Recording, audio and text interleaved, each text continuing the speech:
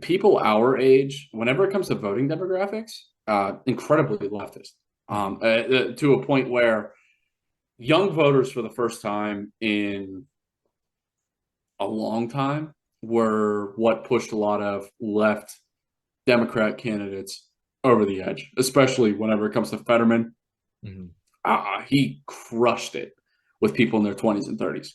Well, and That's big. kind of to his credit, and I can't believe I'm saying this, but it's almost going to sound stupid when I say this, but like the way that he dressed and the way that he acted and the way that he spoke, even though like, he was clearly like this trust fund baby who was just an avid fucking socialist, and he wasn't any kind of hard, steel mill worker. He kind of had that look to him almost. And to most people like me, that means something. Now, once again, I knew that's a fucking charade, but to other people who don't know any better, they look at that and say, wow, he represents me. And they looked at Oz and said, he doesn't represent me. So they don't know anything about policy. So like, oh, well, this guy, seems like he represents me. So I'll vote for Fetterman, even though he can't fucking string a sentence together. He looks like, my uncle that works at a steel mill that got laid off and has diabetes. What is up, everybody? My name is Kyle Matovcik. I am the host of the In Liberty and Health podcast, where we talk all things liberty, health and wellness, and beyond. My hope is to encourage and spread the message of liberty and physical and mental well-being. I hope you enjoy all the topics we talk about with our guests. We're on all major streaming platforms, so please sit back, relax, and enjoy. Man, I'm doing as good as anyone can do getting buried by his 13-year-old son on leg day.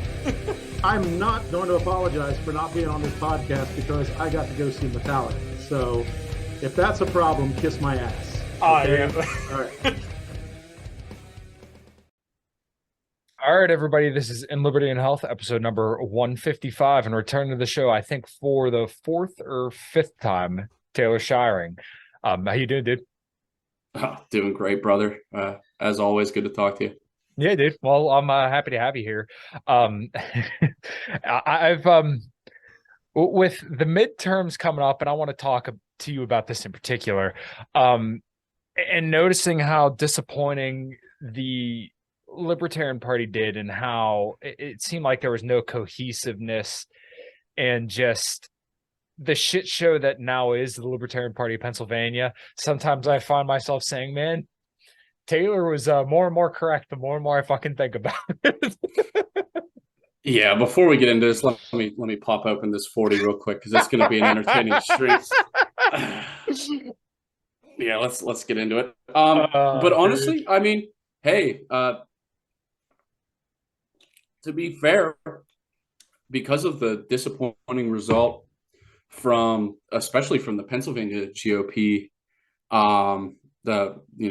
Oz, Mastriano, whoever. I mean, if anything, I would say that the results backed your case a little more than before, but I can see how you would think that just because of the Libertarian Party being the Libertarian Party in terms of now it's more organized than ever, but it still seems chaotic. It still seems like an unserious party. And I'm really not trying to take shots at anybody. It's just not. It's not an unserious party. Mm-hmm. I mean, it's not a serious party. Right. And I mean, and that's just the way it is. And it's unfortunate because, like I've said a million times, I like a lot of the people in there.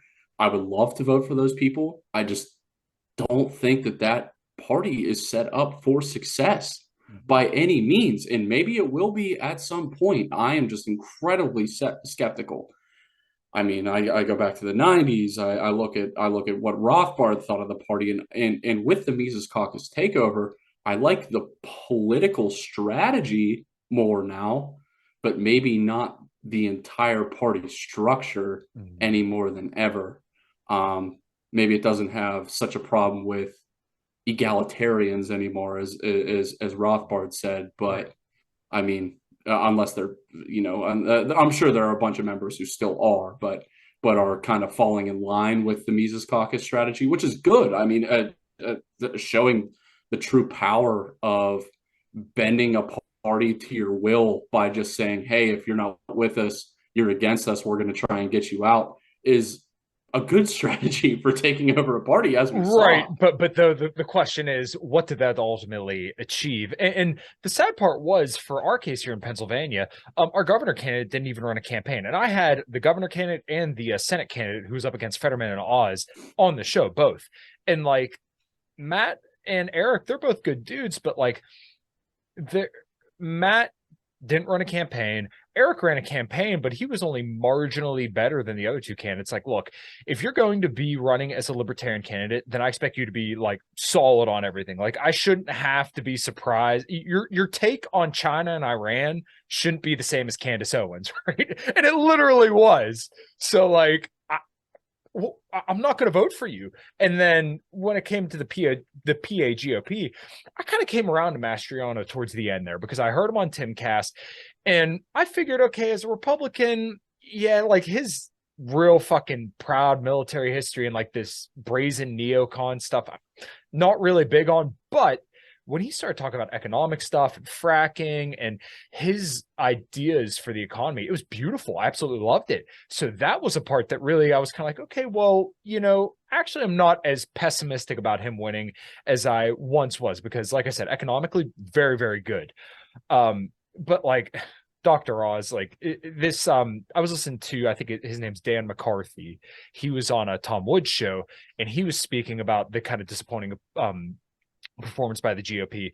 And he had mentioned that Trump's endorsements sometimes end up being friends of his rather than actually good candidates. So like, I'll throw it back to you here in a second, but like Kathy Barnett, who I had issues with her foreign policy, but everything else, she was fantastic. Why did she not get the nod? Because I think she resonated with voters a lot more. And I hate to play the race card, but she was a Black woman and she was very well spoken, and she had this populist energy about her. Nothing about Oz was like, he was a lizard person, right? So how can you expect GOP voters to get motivated to vote for this guy when you had literally like a populist style candidate, but we gave the nod to Oz? Well, the thing was that Fetterman is a left-wing populist candidate. That's what he's been. And for the fact that Trump didn't recognize that this movement of right-wing populism would serve what he wants more than just putting up his friends and being like, hey, he's a good guy, you got to like this guy. And then he's the most milquetoast, well-spoken guy. Saw in the debate. Mm-hmm. I mean, in the Oz Fetterman debate, he smoked them. But it's not that hard. Fetterman can't talk, and he never has been. And when people, a little side note here, when people say he had a stroke, he's struggling, blah blah blah, dude could never talk. He's always been just a leftist ignoramus, Mm-hmm. which, because he's such a dyed-in-the-wool economic leftist, people think that he's a smart guy because they equate left-wing economics and left-wing policies with intelligence because of universities, whatever, media. Right. And he's just not a smart person. He's not an impressive person. And as somebody who I think I agree with Tucker Carlson whenever I say I'm not really a populist. I'm willing to use populism, but I'm really an elitist. I just want better elites, or as Jeff Dice says, I just want impressive elites over these bums and morons that we always have in on the left and the right. I mean, I am by no means impressed with pretty much anybody that the right ran, except for Blake Masters and Blake Masters. So that's pretty much it. And as somebody who I didn't endorse everything that he said, but he was way better than anybody else in the entire GOP on anything. Mastriano was an entertaining candidate. He was a very tough guy, right wing. We're going to shove it back in the left's face kind of guy. Obviously, I voted for him. I would skip to the polls to vote for him again. But that's a guy who lost the white vote. When was the last time a GOP candidate lost the white vote in Pennsylvania? Wow, I actually didn't know that. I don't know. So that's a concern, and that's where. I mean, I was laughing. Haley and I showed up to the Wyndham. I forget. I was going to yell to her and ask what hotel we stayed at, but I don't want to yell in the which one? The Wyndham in Pittsburgh. Okay, so we stayed at the Wyndham one weekend because we were just going to drink all weekend and hang out. We didn't feel like driving home. We had like 10 things to do. We showed up at the hotel.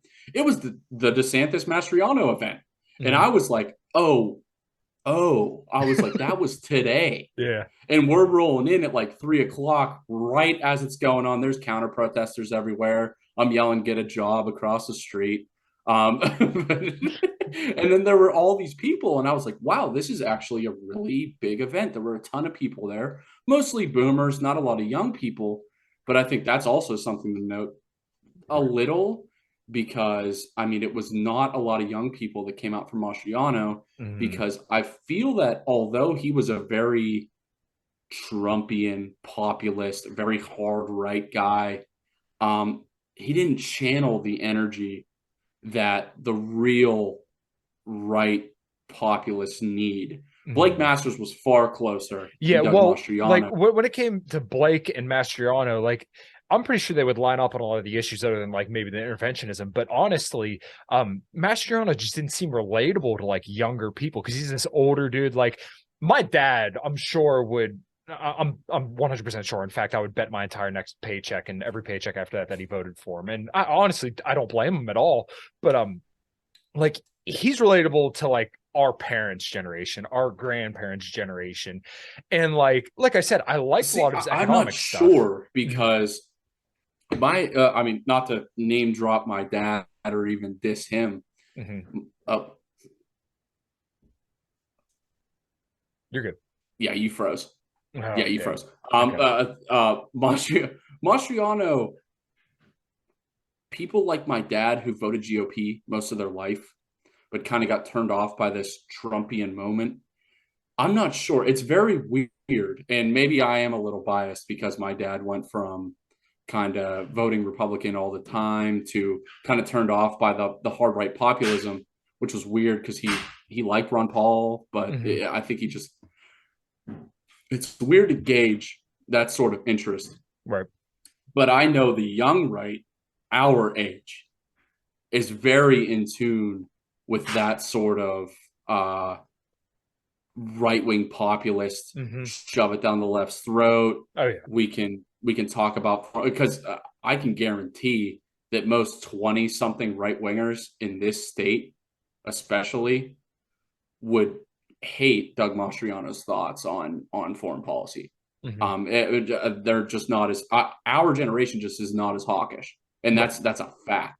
And whether that's a winning or losing point in elections, I'm skeptical of, but also it's something to note. So it is really interesting because when I showed up to that hotel to check in, and I'm just like, oh yeah, I'm going to a Pirate game. I'm gonna get fucked up all weekend. It's gonna be great. And then my friend Josh, he texted me and he said, hey, are you at the event? And I was like, actually, I am, not on purpose. I forgot it was here. And he was like, well, let me know how it goes. And I was like, well, there's a bunch of counter protesters and a bunch of people yelling at the counter protesters, and there's a bunch of buses. So there was some good energy there. I don't know if it was because of the money that was thrown against Mastriano, because they were saying, oh, he's on Gab, there's Nazis there or something. He's on social media. Cancel him. He's on Gab, and he markets to white supremacists, and it's just like, and I'm just like, when is this tactic going to lose? And it never will. Like it will never lose its steam because people are so scared, especially just middle-class whites are so scared to be viewed as anything other than incredibly progressive on the racial issue, which is just funny to me because it's just like, I know how you actually feel. You're virtue signaling at the voting booth, which is sad. It's just sad that you've been pushed that far into just the most leftist university. Just they don't even realize how left they've gone on all these cultural issues because they just don't want to be inconvenienced with the thought that they could get in trouble for anything that they think. But it's not anything that they believe publicly. It's just at the voting booth, which is honestly impressive from the Democrat side, because they've pushed people to think that if they don't vote a certain way, that they want to bring back segregation or some shit like that. I am stoked to tell you guys about the show's new sponsor. I am now working with MTS Nutrition, which is a brand that I've believed in for a very long time, and they run awesome cells and they have awesome products. So I want to tell you about their amazing protein powder, which you're going to ask me how many pounds I have of the protein powder, and the answer is all of them. So here I got red velvet cake, 25 grams of protein, and they have the amino acids and everything on there, 59 servings. Peanut butter fluff, fluffernutter, 26 grams of protein, and then also the chocolate chip cookie, which literally has real pieces of chocolate chip cookie in there. So 27 grams of protein, 180. As I've talked about on the show, getting your protein in is very, very important. So make sure you hit that link below and purchase your protein powder through MTS Nutrition. Boom! But it's something that they've just been punished into believing. Especially people my parents' age and people in their late 30s and anything after that. People who probably voted for George W. Bush just get beat and vote straight Democrat now, which, I mean, neocons being Trotskyites and leftists already, and then all that can feed into it. I'm just talking about real electoral realism here whenever it comes to just how the things have turned. But I do also have some hope that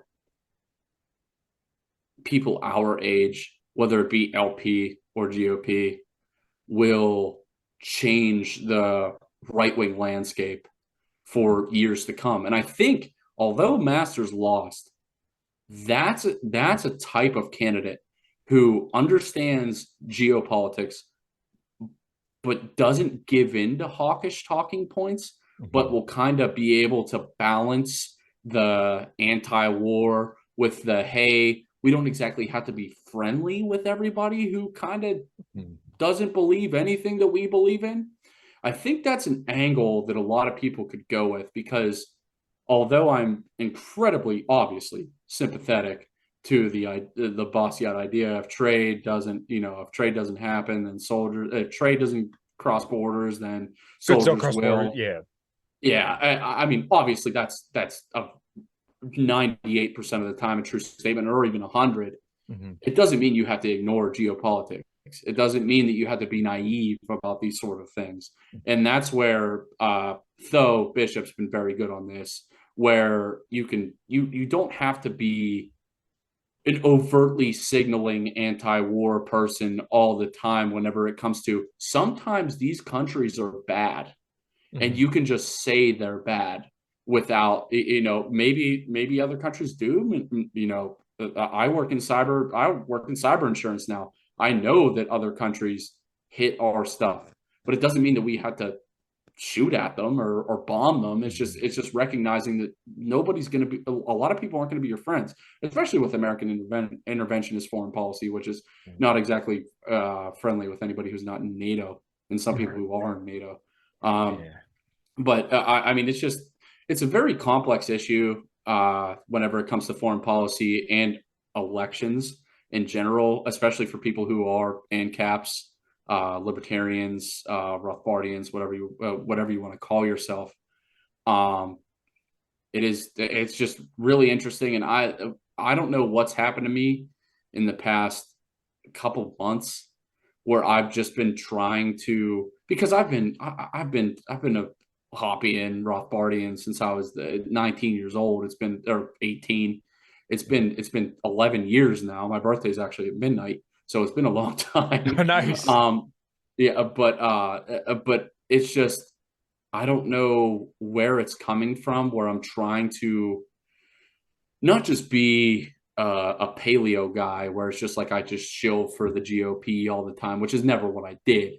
But it was just where I was trying to be more politically realist and try and talk to people in the LP who talk like me, that 6 years ago, because they just got into this. I don't know. I'm not trying to sun anybody either. That's just how it sounds. But I don't know. I'm having some sort of like third or fourth awakening whenever it comes to that. I mean, my ethics ethics won't change. I'm still a Rothbardian. I still call myself a Hoppean. I still am a Libertarian. I don't think I ever won't be, because I'm so convinced of the ethics. I've been really diving into philosophy and everything else, which is just further convincing me. I've been reading a ton of Kant, actually, which is weird. Me and Emo Hoppean / Joe Britton, guy who ships out for the Mises Institute. Nice. My boy, we've been diving more into just regular philosophy instead of the political stuff, and that's just further convinced me of libertarian ethics, which is nice, because sometimes you can get a little bit of jolt there and be like, okay, I don't know anymore. So you're saying you're kind of, what I'm gathering from what you're putting down here, and I think I'm kind of coming to a similar place, is that you're kind of coming to the realization that maybe activism within the Republican Party may be the only way to truly change things. And I hate that has to be it. But once again, and as Pete always says, you can't live in an incapacitated in your head. I would love to engage politics as being the loudest, most vulgar, principled, disciplined libertarian, because anybody who knows me, I'm an incredibly disciplined person, and I'm willing to work harder than anybody else when it comes to achieving what I want to achieve. But there's a certain degree of measuredness that needs to be taken when you approach politics as it is, not as you want it to be. And this is still something I battle with a lot. I mean, I'm sure everybody sees my wars with everybody on Twitter, but hopefully at least I've been the kind of person to always kind of say, hey, this is where I'm wrong. And I listen to people. I never, ever insult people, just because I'd like to believe that I'm above that and that most people are worthy of respect. Now, there's a certain point where I'll, when they're, you'll learn. I'm normally pretty cool, but anyways, that's kind of like a long, ungrounded way to say that I almost don't see the Libertarian Party having a point other than just to spread a message that's loud and libertarian. But if you want to get elected, then I really do think it has to be through the Republican Party, and that's going to require a little bit more of fine tuning in your approach rather than the Libertarian Party, where you could just say fuck it. And there's a time and place for both. Right, 100%. Yeah, if you want to talk, I mean, anybody who wants to talk politics with me, I barely talk about politics anymore. If anybody follows me on Twitter, which you should, T_Shiring. I've been talking about walleye fishing for the past like 3 months, because that's all I've done. And it just walleye fishing and football and whatever, because although none of my positions have changed, I don't know what's going on with me right now. But yeah, being a political realist is something that took me a while, because everyone wants to sound like the most, especially libertarians, want to sound like the most smart person in the room, the most libertarian person in the room, because they think because whenever you're first becoming libertarian, you want to be the most versed, or the better on ethics, or you want to be better on philosophy, or you want to be better on econ, which good, you should be. But whenever you start to deal with real life and real political strategy and real politics, not saying as somebody who's not really involved in local politics as of yet, I remember me and Brandon talking with you the last time we were on Harnish, where I want to get my house in order before I want to talk about getting anybody else's house in order. Right. But still, whenever you start to really grasp with, okay, there are some true believers around in whatever ideology there are. I mean, the Republican Party was run by Straussians for a while. If anybody wants to really understand what the Republican Party is and was for a majority of the time, read Leo Strauss. I'm not going to get in depth into what that is, but look into it. And also read The Permanent Revolution by Trotsky. That will also help understand neoconservatism and Straussians also are a big part of that. But there are true believers in parties. But do they call themselves Trotskyites? Do they call themselves Straussians? Neocons don't even know that they're Trotskyites, which is, well, I'll give them a little bit of that. But Straussians, I mean, they're through and through believers, but they'll never talk about that. They don't call themselves anything other than I'm a conservative. Mm-hmm. I'm a conservative Republican. That's what they call themselves. And I mean, that's something that libertarians can learn. I know that's ranting a little bit. I haven't talked about politics in a little while, so I'm a little bit ranty at the moment. When libertarians realize you don't have to call yourself whatever your ethical political positions are, just be a normal guy, and you can steer people. I've said it a million times on all of these things. You can steer people in the right direction if you know how to talk to them. Right. And that's a real skill. Becoming a salesman for liberty, not becoming an advocate, not becoming a philosopher. Be a salesman for whatever you think. And however you think that might work, try it out. You're going to fail. Just like I work in sales, so now I just apply it to a lot of things. Apply the standards of a salesperson to whatever ideology you advocate for, and you'll be much better than somebody who looks at themselves as a voice for liberty or an advocate for liberty. It's such a just a gross thing to call yourself, I think, where it's just like, oh, well, I'm going to go to every protest dude, people just look at you like a loser. They're just going to say, get a job, like I do with commie protesters at Mastriano events. I mean, this idea that you have to just get your voice heard. It's all bullshit. It's just it's bullshit. And I hate to say it because advocacy does have its place, but if you really want to make a difference, unless you have a giant mass movement that all of a sudden is just like, yeah, I'm a private property rights anarcho-capitalist. I love Rothbard. I read The Ethics of Liberty yesterday. It's just not going to happen. Right. So you're going to have to push people in a direction that they don't even know that they're going, which my point about Trotsky and Strauss earlier is exactly what I mean. Those people don't even know what they're advocating for. Like most people apply those standards to the left, where it's like they think that they're just being good people, and they're taking stuff right out of Lenin, and they have no idea. And that's the thing. I don't know how we fix this, but you got to start learning from the left. One thing that I also kind of noticed about the midterms, people are going to debate fraud up and down in every single election, and I'm sure there is. I'll be honest, I don't think there's that significant of a degree, but what I think is notable is that the red areas got more red and the blue areas got more blue. And that's because, and this is something you were touching on earlier, is the idea of elites, right? And this is something that I don't hear libertarians talk about very much at all. Like I've heard Dave Smith mention it a couple times on his episodes, but like the post-libertarians, some of the paleo guys kind of mention it. And this is something that I think everybody should listen and kind of learn from. When you think about Donald Trump, he is an elite, right? And same deal with Ron DeSantis. Ron DeSantis, I mean, he's a fucking Ivy League graduate JAG officer. But the thing is, you can see that they know how to read a room. You know, they're just elite people. You know these kind of people. You know the kind of people who can kind of lead a room.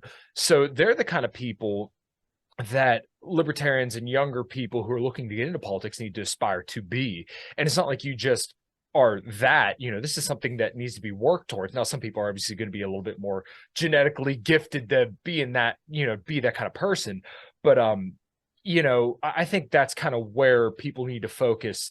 They need to find their local elites or focus on becoming their own elites and building networks with people to kind of lead these revolutions, if you will, right? Because it's not going to be you get Dr. Oz, who clearly is just, you know, a snake oil salesman. The most artificial of elites. Right. If you want an example of an artificial elite, Dr. Oz is exactly that. Yeah. So Well, yeah, and like Donald Trump is an example of a natural elite. Like this, you could tell by the way he is. He's sharp, he's intelligent, and he knows how to read the room, and he knows how to speak very well. Now, obviously, as of lately, it seems like he's lost his touch a little bit, but you could still tell like he has for a long time been somebody that's been on the top. There's something to learn about that, and I think a lot of people, and this is something I hate about libertarians, is just that just the party association alone will make them like, I don't care if you were once a Republican, I don't care if you were once a Democrat. As long as you understand what the goal is and what the principles are, that's kind of what matters. And as long as you're advocating and working towards it, then okay, we have common ground. Let's move from there. And I think you touched on something that I have noted a ton of lately. Mhm. People confusing libertarian ethics and libertarian philosophy with libertarian political advocacy, which is just the LP. Mhm. When people say, "Oh, I'm an ANCAP, I'm a Rothbardian, but I vote Republican because I believe in trade-offs." I mean, this is we're supposed to like Austrian economics, right? We talk about trade-offs, marginal utility, all that sort of thing. What's the cost later? What is it? What's the price now? I mean, all that stuff. And the confusion there is really, really confusing for me because I've been such a theory head all the time, Mhm. where I've never confused libertarian party advocacy for being a libertarian. Mhm. It's very, very confusing for me, but not in a way where I'm like, oh, this is outrageous. It's just, have you guys not read anything? Like not one thing. Like you just decided one day that I'm a libertarian because I want to be different, and then you don't know what that means. I mean, what Rothbard started the party to advocate for libertarian ethics on the party scene in realistic American politics. He left because he realized it was a fucking joke. But that was why the party was founded. It wasn't founded to be just a third choice. It's advocacy of ethical and moral principles. It's not just a wishy-washy. We like free markets, I guess. Even though there's a bunch of people in the Libertarian Party that are, leftists by all means. Well, some of them are open socialists. Open social, yeah, but they're libertarian socialists, Mhm. which is obviously, if you go by the old term, the old use of the term, which came from the left, it was just essentially left-wing anarchists, which Rothbard learned from Benjamin Tucker, but Benjamin Tucker hated capitalism, which Rothbard saw private property as the only real ethical standard against the state that could actually hold up. Mhm. and also a priori true. So it's just, you have people like who's Chase Oliver or whatever. What's his name? Dude that ran. I don't know. In Georgia, Chase Oliver. Yeah, Chase Oliver. He's a public choice libertarian. What does that mean? Public choice economics with libertarianism. All that means is he's not a libertarian. He's not. He But did it's have fine his pronouns in his bio at one point. What? I mean, the leftism, whatever. Yeah. I and somebody who's so headstrong on keeping the term as pure as it is, Mhm. I got a hell of a battle to fight. Because people call themselves libertarians that don't even know who Rothbard is, and that's insane. I mean, the guy who created the new libertarian movement, they don't know who Rothbard is, and they don't care. They wanted to be different, and they thought that they liked the gay marriage before everybody else. Okay, cool. Do you know anything about what libertarianism is? Probably not, and that's where the Mises Caucus really brought the philosophy back into the party, which is something that I admire, but still, you got to be effective. I mean, you just got to be effective. I mean, it's a very strange thing for me as somebody, like I said, who is a huge theory head, but has to break out of that whenever it comes to politics and realize what the room is actually like in terms of all aspects of electoral politics, and especially local, which is obviously where libertarians would be the most effective because it's the most consistent with their philosophy as well. Yeah, I don't know, man. I still have a lot to learn. I mean, I'm confident in what I believe, but I am not so confident in what we have to do next. I don't really believe in unity by any means. I think that word's a joke by most measures. But still, how can we, I guess, if there is any we, in terms of actual libertarians, apply our principles, real principles, not the fake ones. Chase Oliver, you're not a libertarian. You're public choices that has nothing to do with libertarian. But how can we, as a group, figure this shit out? I don't know. I mean, there are a lot smarter people than me that have jobs in politics that think about this stuff all day. Yeah. But it's something that I really care about, and it's something that I think could be really helpful in the future for my children, your children, whatever. And it's something I take very seriously, but it just seems like people just want to be a part of the game and not actually take it seriously, which is very frustrating. So one thing that I mentioned you earlier, I was listening to Tom Woods with Dan McCarthy, and they were discussing the midterms. And one thing that appealed to a lot of Republicans probably about Blake Masters was that he was a younger candidate, and there's not a lot of young people in politics, period. Like Ron DeSantis is in his 40s, right? I want to say like mid 40s, and then Blake Masters is in his, like, I want to say early to maybe mid 30s, possibly late 30s. I don't know off the top of my head, but you look all across the country, and there's like no younger people, and it kind of begs the question, like, what is our generation's, presidents and leaders going to look like? I don't know, because we've been raised on completely different values than obviously all of them were. I'm sure you had a good relationship with your grandfather. I did, sort of, and I know what his values were. I know what my dad's values are.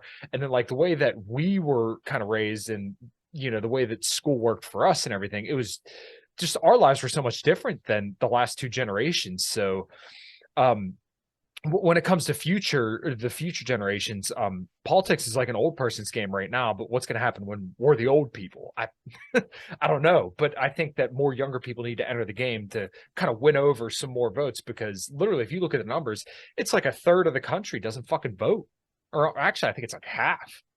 Yeah. And honestly, as somebody who is a pretty big critic of democracy as a whole, I don't mind that half of the country doesn't vote, but also the statistics pointing to where young people are going, people our age. How old are you again? 26, 27? I just turned 28, actually, beginning of the month. Okay, I turned 29 tomorrow. So, okay. But people our age, whenever it comes to voting demographics, incredibly leftist, to a point where young voters for the first time in a long time were what pushed a lot of left Democrat candidates over the edge, especially whenever it comes to Fetterman. He crushed it with people in their 20s and 30s. Well, and that's big. Kind of to his credit, and I can't believe I'm saying this, but it's almost going to sound stupid when I say this, but like the way that he dressed and the way that he acted and the way that he spoke, even though like, he was clearly like this trust fund baby who was just an avid fucking socialist, and he wasn't any kind of hard, steel mill worker. He kind of had that look to him almost. And to most people like me, that means something. Now, once again, I knew that's a fucking charade, but to other people who don't know any better, they look at that and say, wow, he represents me. And they looked at Oz and said, he doesn't represent me. So they don't know anything about policy. So like, oh, well, this guy, seems like he represents me. So I'll vote for Fetterman, even though he can't fucking string a sentence together. He looks like, my uncle that works at a steel mill that got laid off and has diabetes. What's up, everybody? We're going to take a quick break and tell you about the show's sponsors. We are brought to you by LMNT Electrolytes.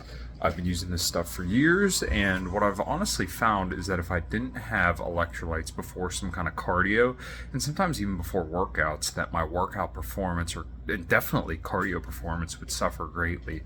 Sodium is responsible for every single movement pretty much in your entire body, and let's say you drink a lot of caffeine like I like to do, then maybe it is a good idea, like I do every single morning, put some LMNT chocolate electrolytes there in your coffee to get a little bit more sodium, potassium, and magnesium in your coffee, so that way whatever diuretic effect you get from the caffeine is pretty much diluted by the fact that you put chocolate salt in it.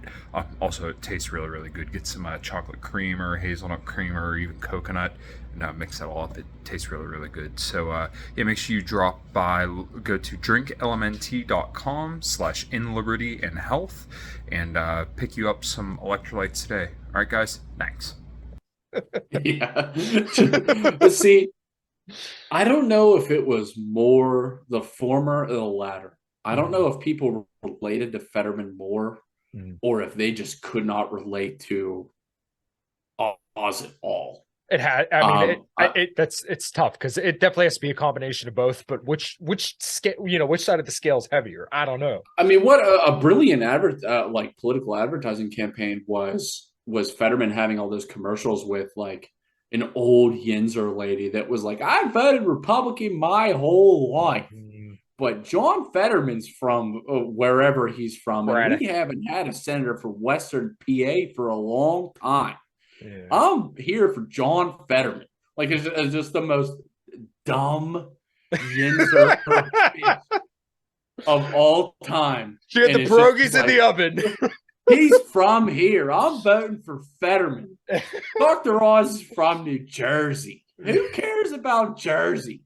Like, it's unbelievable. It was such an effective, like, I almost thought, I was like, I should vote for Fetterman. He's from here. Like, it's like the worst Yinzer tendencies just kicked in. And I was like, you know what? That was actually a brilliant political ad, because Dr. Oz, it has nothing to do with people here. Yeah, he's just on TV. He peddles, whatever substances he wants to, and it tells people they're gay or whatever. I don't know. I haven't watched their show. I haven't watched the show since I was probably 6 years old. Right. But I mean, that was a brilliant political ad because people genuinely just didn't relate to the guy. And although Fetterman is like a 6'8", moron. They saw him wearing the Carhartt shit. They saw him wearing the gym shorts and the sneakers. And they're like, okay, this guy's like me, because I'm wearing gym shorts and a hoodie and a hat right now. Like, that's how we dress. And it was, I mean, although he looked like a complete oaf and not somebody who I could even relate to even remotely politically, there's something to be said there. And maybe young people who normally would have sat at home came out and voted. And also, unfortunately, something we have to bring up whenever it comes to the midterms is the Roe versus Wade shit. Yes.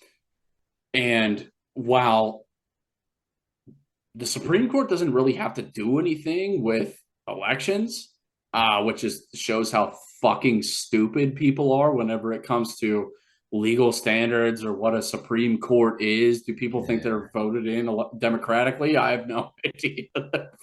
I don't know what anybody thinks anymore half the time. But although presidents appoint them, but I mean that's a chance in hell somebody retires or dies. Trump just got lucky, to be honest. He got he got 2. I think he got 3. Barrett, Kavanaugh, and I can't remember who else. I could have swore it was 3. Anyway, sorry to.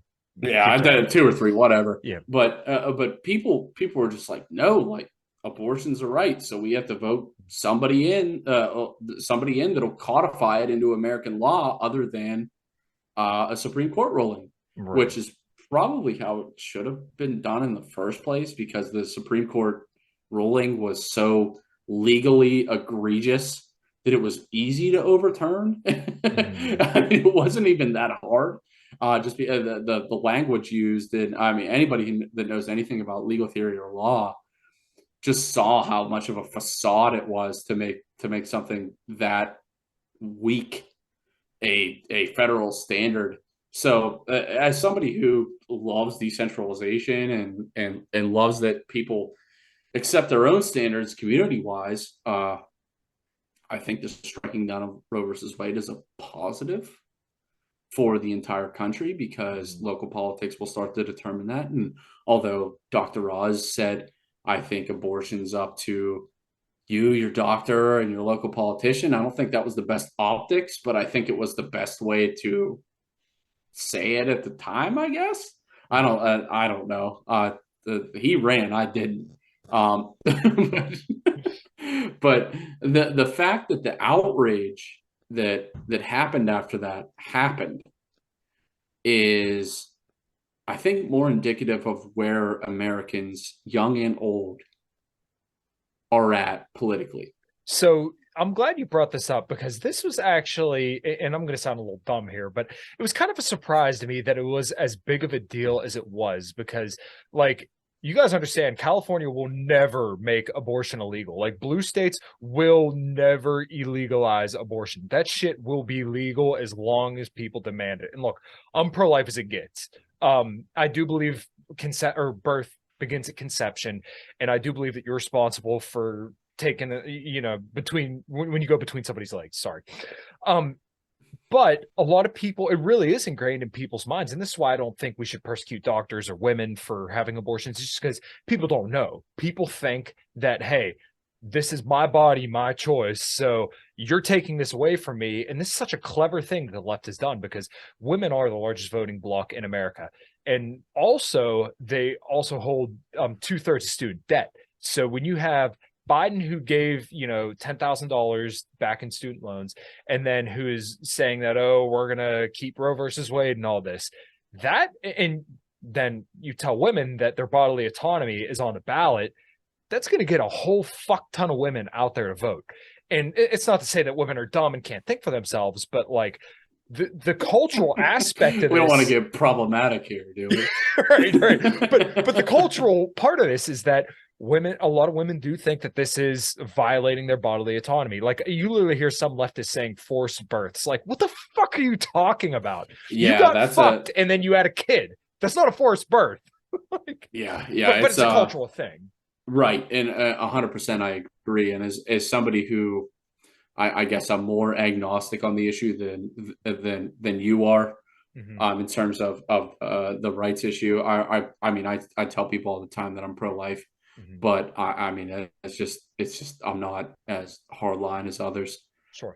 Especially whenever it comes to, I mean, I borrow from Rothbard, I borrow from Hoppe more than pretty much anybody else, and they are both pretty agnostic on the issue.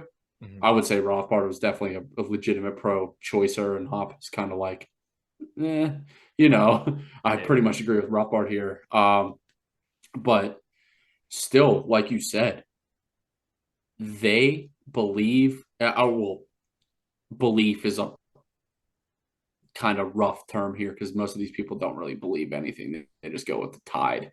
Right. But this was painted as a legitimate libertarian-esque rights issue, where they're like, this is my body.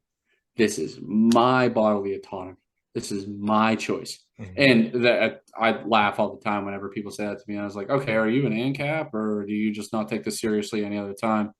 And then they'll just be like, well, I mean, this is a rights issue, man. And I'm just like, okay, you want to talk about rights? We'll have a real discussion about rights.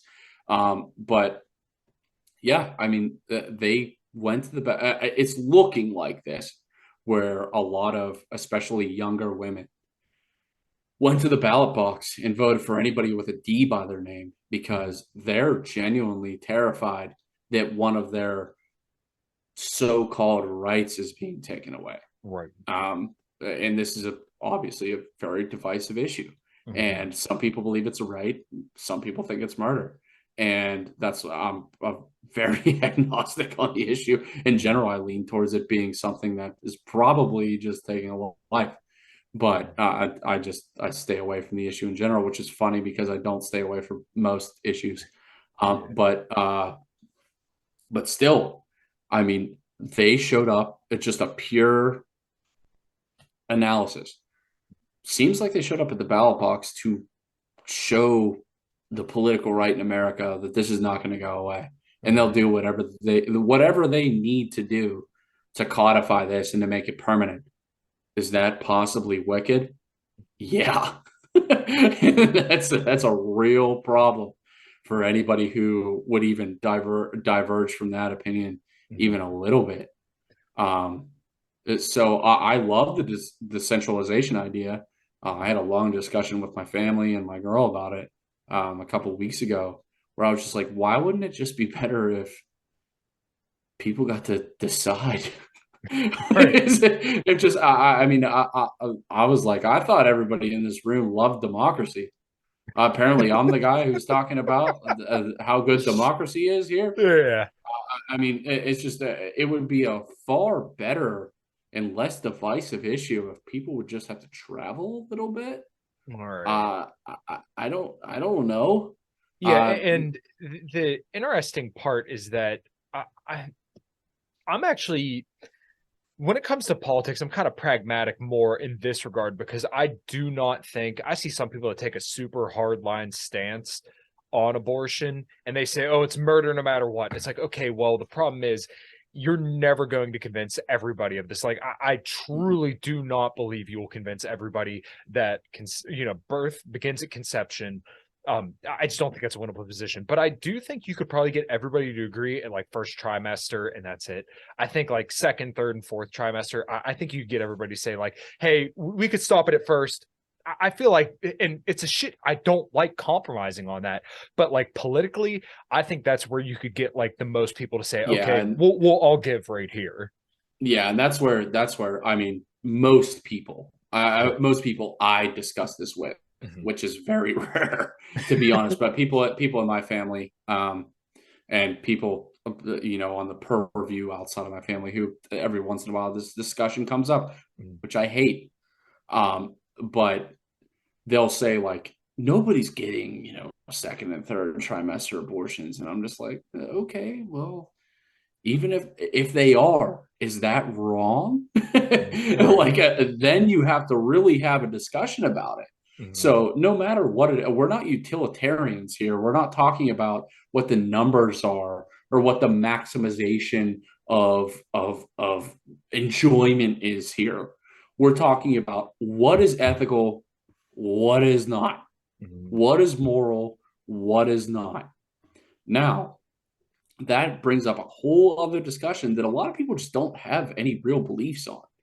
And like I said, as somebody who tries to avoid the issue as much as possible, whenever somebody just says, oh, this is just my body, I'm a little skeptical of that position. And say a little, I would say I'm about 85-90% skeptical. And a little fun fact, not a lot of people know this in the Libertarian sphere. I'm having a kid in June. Oh, nice. Yeah, and we had first ultrasound at 9 weeks, 10 weeks. Anybody who says that the heartbeat is the sound of the machine is a fucking charlatan, is a liar. They are lying to you, and they should be lined up. And you finish that, because they're fucking liars. They're full of shit. They're politically convenient liars. And I saw my kids' heartbeat and movement, legs, arms, everything very early. And what Stacey Abrams said about the heartbeat being the fucking machine noise and that they aren't fully formed, they're not fully formed, but they got arms and legs pretty early. And it was pretty earth-shattering to me to see it earlier than most scheduled doctor's appointments, because we went to one of those private medicine places to get an early ultrasound. Mm-hmm.